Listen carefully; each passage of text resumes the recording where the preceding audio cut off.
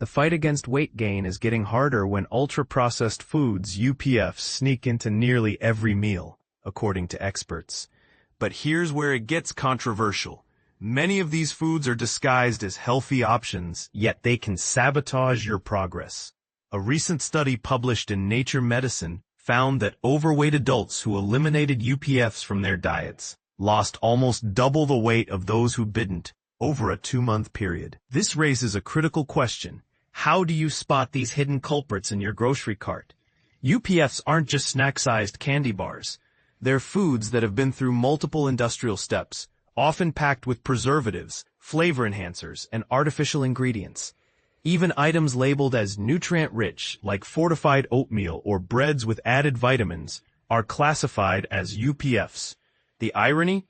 These foods are marketed as healthier choices, yet they're linked to slower weight loss and increased calorie intake. Let's break down where UPFs hide. Breakfast, sugary cereals, toaster pastries, and even healthy, flavored oatmeal are common offenders.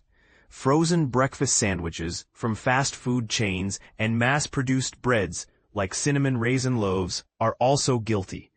The solution: swap overnight oats for prepped grains or opt for whole grain breads with minimal additives. Lunch, frozen meals, prepackaged sandwiches, and even lean cold cuts, including turkey, often fall into the UPF category. While some may seem clean, the presence of artificial flavors or preservatives makes them ultra-processed. Experts recommend checking ingredient lists for anything that wouldn't normally be in a home kitchen. Dinner, store-bought pasta sauces with high fructose corn syrup or yeast extract are red flags. Boxed dinner kits, even if they use real meat, can still contain UPF ingredients due to additive-filled seasonings. Hamburger buns, frozen meatballs, and most sausages are also likely culprits. Snacks, rice cakes, microwave popcorn, granola bars, and flavored yogurt cups are all ultra-processed.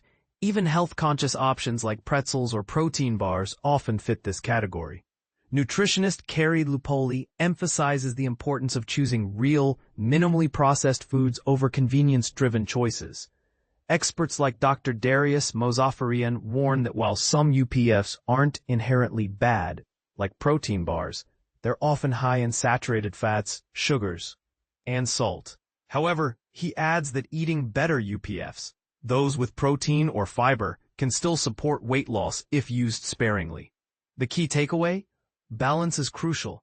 A diet heavy in UPFs may lead to overeating, but occasional indulgence isn't necessarily harmful. The real challenge lies in recognizing these foods and making smarter swaps. So what's your take? Are you surprised to learn that even healthy options can be ultra-processed?